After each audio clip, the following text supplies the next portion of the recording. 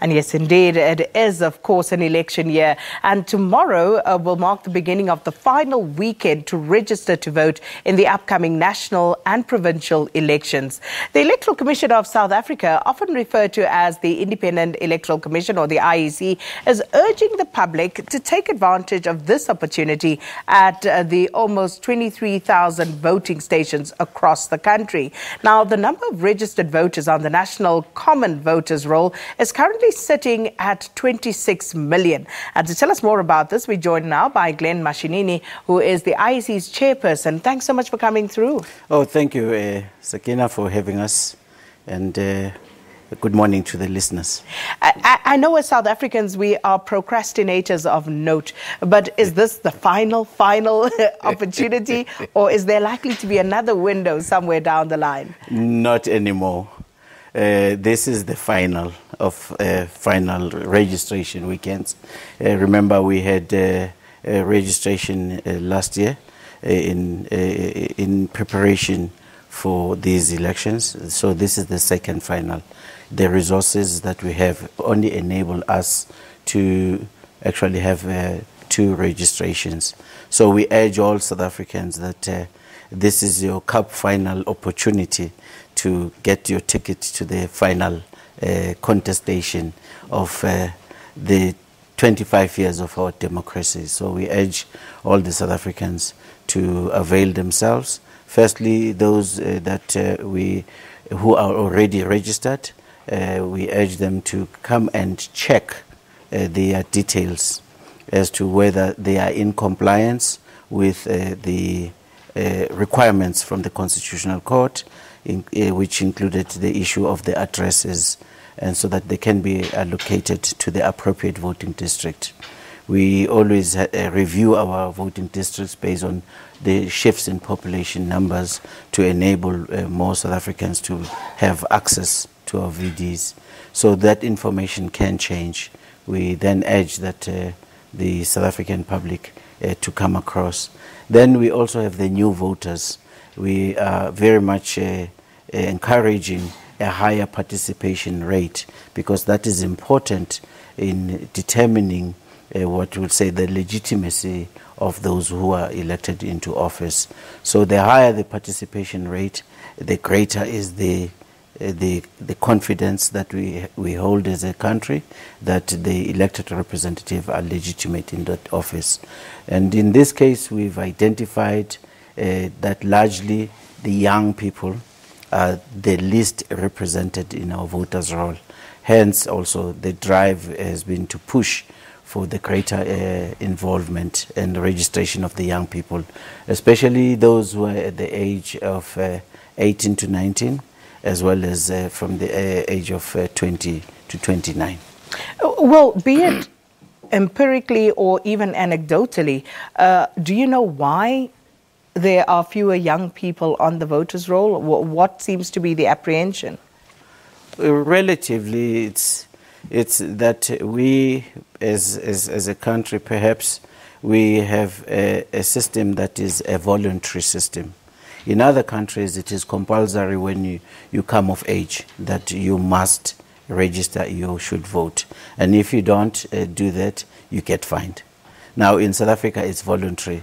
We sit with a very good registration rate, over 75% that of eligible voters in our country, and it's been sitting there since we started with our democratic journey.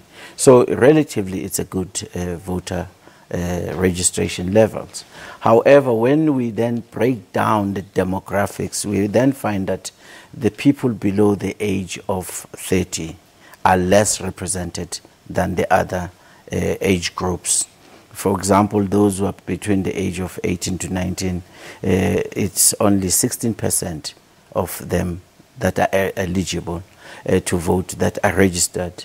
Similarly, those who are at the age of 20 to 29, that's 54%. So that constitutes close to about 6.5 million of eligible voters whom we need to have in the voters' roll. Which is rather low. But, you know, it takes me back to 94, for example, just before our first democratic elections, Yes. where you had these voter drives, education drives, you know, drumming up. You had all sorts of programs on TV, all sorts of campaigns running, educating people about the vote, the right to vote, and, you know, all sorts of issues around that. Do you think perhaps we should be doing more of that once again? Oh, certainly, Sakina, that if we could have more resources, then we should be pushing them towards that. But there are other initiatives that we are exploring going forward, especially with the Department of Education. For example, you know that before you write a matric exam, you are required to register and put your details, your ID and everything. So we're looking towards us being in a position to collaborate with the Department of Education to get young people to register during that period of time. And the other areas that we're exploring is looking at how do we deal with when people are applying for banking details, so that we can link them into the voters' roll. But as matters stand for now is that we are continuing with the campaigns that we've been doing, and we'll be having a drive at the tertiary institutions so that we can catch the young people even if we've not been able to secure their registration this coming weekend. But this is only limited because as soon as the proclamation date is done by the head of state, then the voters' roll will close. So that's why we're urging that let's utilize this opportunity that this coming weekend provides for all of us. Mr. Mashinini, you spoke about funding and related challenges, but are there any other challenges that you've encountered thus far with registrations? Not really. I think the challenge is just your preparations, the logistical preparations, the venues and the facilities, making sure that the personnel and everybody, I think for us, it's all systems go. We are ready. We can see that the weather might disturb some of our areas, and we are looking into the contingencies to minimize the impact of the bad weather in some of the areas that will be affected. But by and large, we have a very good sense of where things are, and we feel that we should be ready. And we appeal also to all South Africans that this is actually a festivity of our country. It's a festivity of our nation to be doing our 6th national and provincial election and marking the 25th year since our democracy. So it is an important period and an important milestone. We urge South Africans to come out in large numbers to endorse this journey of being a constitutional democracy. So I want to roll two questions into one as we conclude this. So firstly, just very briefly, when people arrive to register, what is the process? What should they have with them? And secondly, what is your target? How many people are you hoping to register this weekend? Well, we are looking at the optimum number of people that should come forward. As we see the situation is that if we can be in a position to match the previous registration rounds, I think it would be great. And that's what we would very much appreciate. And that's more or less? Yeah, it's between about 2.5 or so million people. And then the other thing is that what is then required is for people to bring their IDs, whether it is a smart card ID or the green book. And in cases where you have a special ID, that's what we would, a temporary ID, those are the things that would be acceptable. And then we need you to provide us with the details of your residency. We are not required by law that we should actually have proof of residency.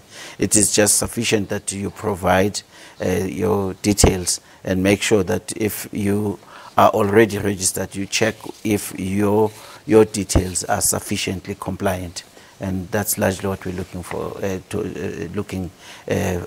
from the voters. Mr. Mashinini, thanks for stopping by. And of course, we'll speak to you further about many developing issues around this. As you say, the President yet to give us a proclamation on the election date. As soon as that happens, of course, no doubt we'll be having many more conversations with the IEC. But we continue talking about elections after this with the Minister of Home Affairs. But thanks to the chairperson of the IEC, Glen Mashinini, for talking to us about the final voter registration weekend. After this, we'll speak to the Minister of Home Affairs, Siyabonga Cwele.